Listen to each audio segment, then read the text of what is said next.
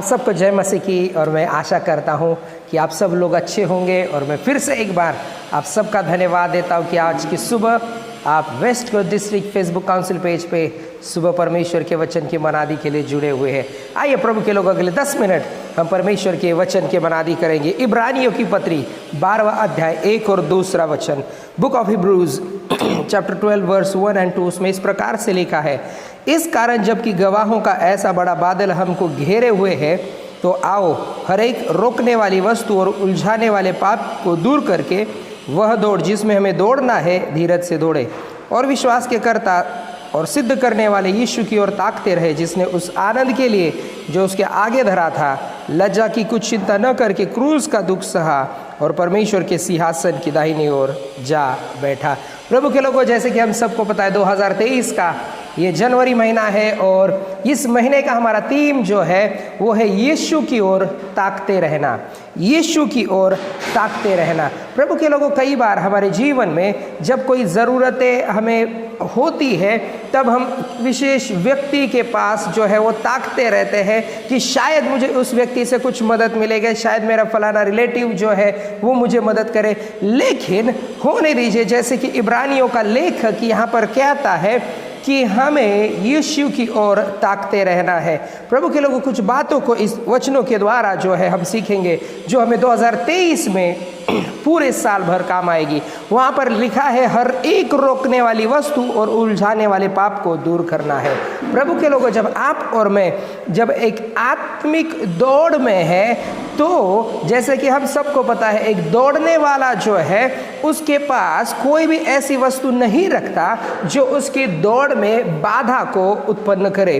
तो यहाँ पर लिखा गया हर एक रोकने वाली वस्तु, इसका मतलब ये है कि जब आप और मैं इस दुनिया में है और हम एक रेस में जब हम हैं, हम दौड़ रहे हैं, तो कई सारे रोकने वाली वस्तुएं जो है वो आपके और मेरी रफ्तार को कम कर सकती है या रोक सकती है।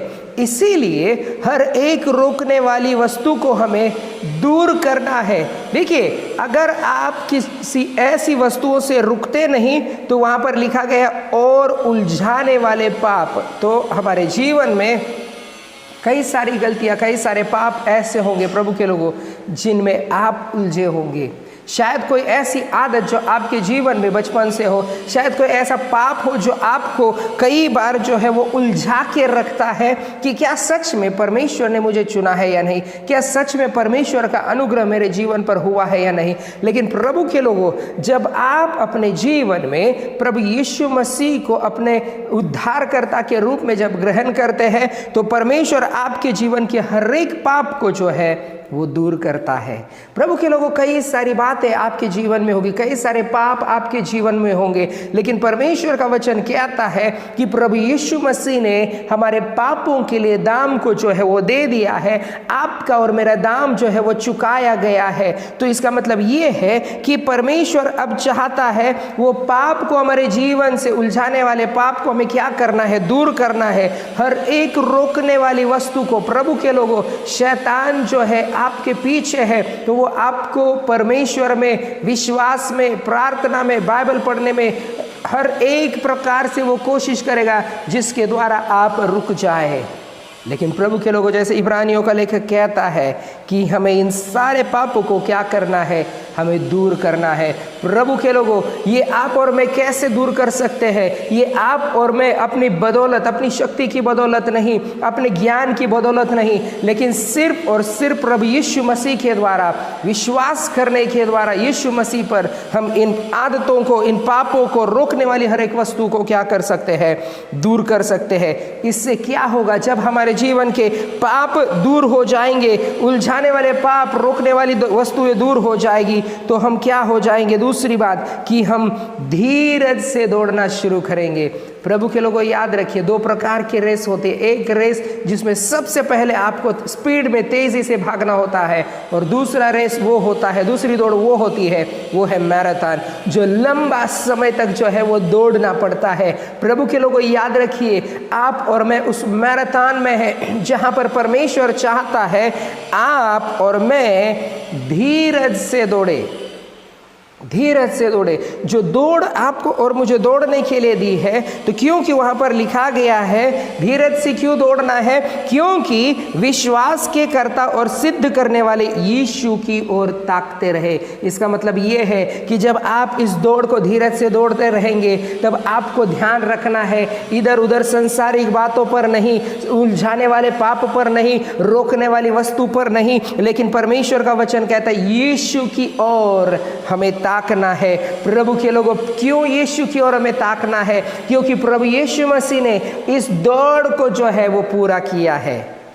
कल्पना करिए, अगर आपको किसी दौड़ में दौड़ने का हिस्सा अगर आपको भाग मिल जाए, तो आप उस व्यक्ति से ज़रूर बात करना चाहेंगे जिसने उस रेस को पूरा किया है या जीता है।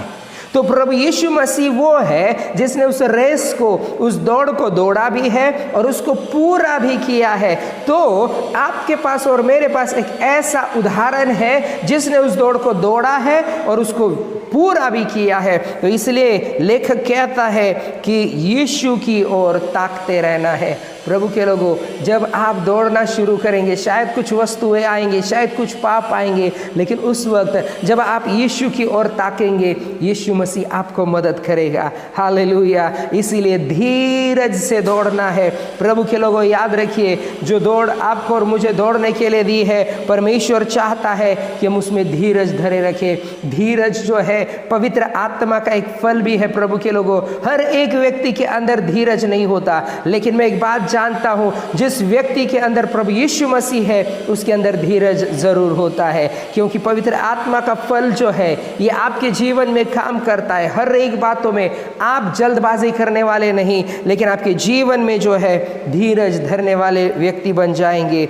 और उसके बाद लिखा गया है, उस प्रभु यीशु मसीह ने, जो उसके लिए आनंद का भाग था, लेकिन लज्जा की कुछ चिंता न करके क्रूस का दुख जो है वो सह लिया। प्रभु के लोगों, इसका मतलब ये है, जब आप इस दौड़ को दौड़ेंगे, उस दौड़ में शायद आपको दुख सहना पड़ेगा, शायद उस दौड़ में आपको निंदा सहनी पड़ेगी, शायद उस दौड़ में आपको लज्जा सहनी पड़ेगी, लेकिन याद रखिए, जब आप इस दौड़ को दौड़ रहे होंगे, आपको शक्ति और सामर्थ देने वाला कोई मनुष्य नहीं, लेकिन स्वयं प्रभु यीशु मसीह होगा। क्योंकि उसको पता है कि जिस दौड़ को आप दौड़ रहे हैं, उस दौड़ को वो 2000 साल पहले दौड़ चुका है। जिस दौड़ को आप दौड़ रहे हैं, आप किस परिस्थितियों में से होकर गुजर रहे हैं, वो जानता है और वो आपकी मदद करेगा। जैसे भजनकार कहता है, संकट के समय में अति सहज से मिलने वाला वो सहायक है।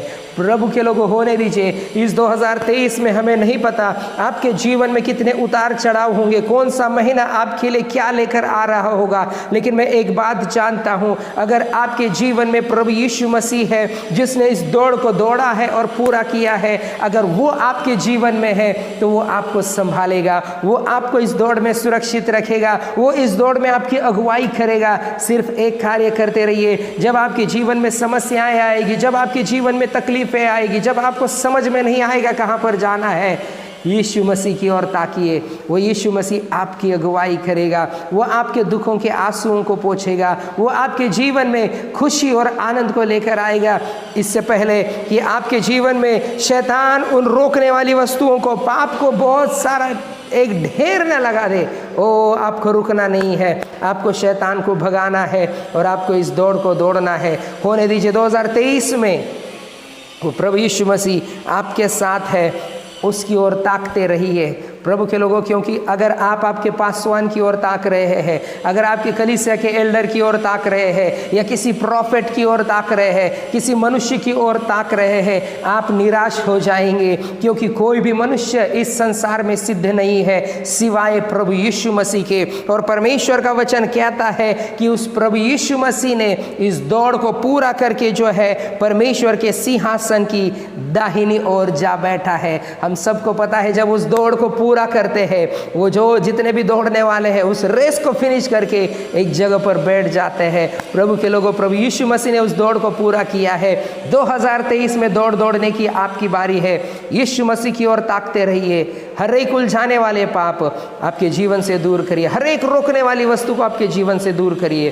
प्रभु यीशु मसीह की ओर देखते रहेंगे, प्रभु यीशु मसीह की ओर देखकर अगर दौड़ते रहेंगे धीरज के साथ, तो याद रखिए विजय आपकी है। परमेश्वर इस वचन के द्वारा आप सबको आशीषित करे। आइए हम छोटी दुआ करें। अनुग्रहकारी जीवित परमेश्वर पिता, हम धन्यवाद देते आज की सुबह के लिए। परमेश्वर पिता, इस समय में विशेष प्रार्थना करता हूँ, जितने भी श्रोतागण आज की सुबह आपके वचन को सुने हैं उन सबों को आशीषित करना। इस महीने में जितने भी प्रियजन अपने जन्म दिवस को मनाते हैं, शादी की सालगिरह को मनाते हैं, आप उन्हें बहुत आयत से आशीषित करना। हमारे भारत देश को भी आप आशीषित करना। सारी बातों के लिए धन्यवाद देते हैं। प्रार्थना सुना, उत्तर दिया। प्रभु यीशु मसीह के नाम से मांगते हैं, सुनो ग्रहण कर पिता। आमीन आमीन आमीन। सबको जय मसीह की। प्रभु आप सबको आशीषित करें।